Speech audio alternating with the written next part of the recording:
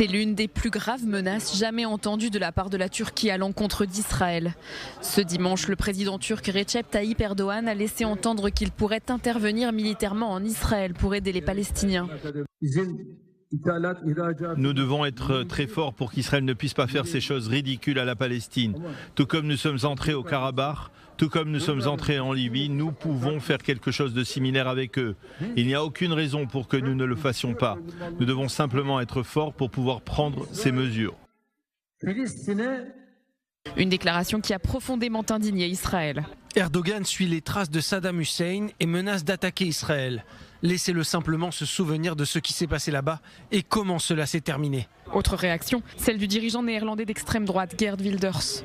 L'islamo-fasciste Erdogan menace d'envahir Israël. Ce type est complètement fou. La Turquie devrait être expulsée de l'OTAN.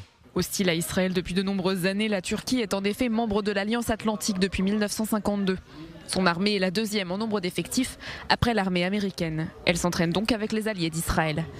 Et quelques heures après que le président turc a menacé Israël, son ministre des Affaires étrangères a comparé le premier ministre israélien à Hitler.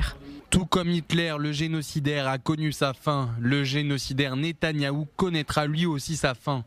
Et de la même manière que les génocidaires nazis ont été appelés à rendre des comptes, ceux qui cherchent à détruire les Palestiniens devront également répondre de leurs actes.